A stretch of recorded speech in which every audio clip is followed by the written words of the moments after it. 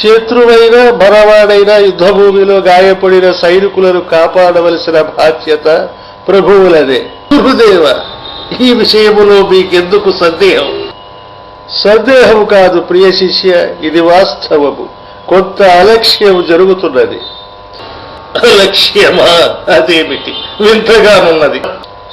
నిజమే చంద్రగుప్త. మొన్నటికి మొన్న యవనుల దాడిలో, అంతకు ముందు రద్దులపై యుద్ధములు ఎందరో సైనికులు సకాలములో రక్తము అందక ప్రాణాలను కోల్పోయారు. తమా? అదేమిటి? మీ నోట క్రొత్తగా విరుచున్నాము. అవును మహారాజా, మన రాజవైద్యులు సెలవిచ్చారు. అలాగే చరక సంహితలో కూడా పేర్కొనటం జరిగింది. గాయాల వల్ల కోల్పోయిన రక్తాన్ని వెంటనే ఎక్కించాలి, లేకపోతే గాయపడిన వారు ప్రాణాలను కోల్పోయే పరిస్థితి ఏర్పడుతున్నది. మరి దీనికి పరిష్కారం ఏమిటి? ఆలోచించి తక్షణము అమలుపరచండి. ఏమున్నది? ఏమున్నది?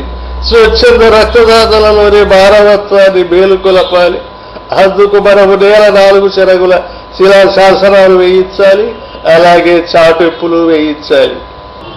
తక్షణం ఈ కార్యక్రమాన్ని అమలు చెయ్యండి.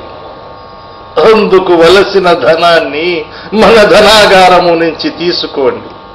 ఈ విషయములో ఏదన్నా స్వచ్ఛంద సంస్థ సహాయాన్ని కూడా తీసుకోండి. తప్పక అలాగే చేద్దాం. మన రాజ్యానికి తూర్పు దిశగా కృష్ణా తీరములో రెడ్ క్రాస్ రక్తనిధి ఈ విషయంలో చాలా ముందున్నట్లుగా వేగుల వార్త. Red cross, red cross. మేమును ఈ పేరును యవన చక్రవర్తి అలెగ్జాండర్ నోట వినటం జరిగినది. వెంటనే మన దూతలను అక్కడికి పంపించి వారి ద్వారా మనము ఏమేమి చేస్తే బాగుంటుందో, ఎలా చెయ్యాలో తెలుసుకోండి. అలాగే మహారాజా,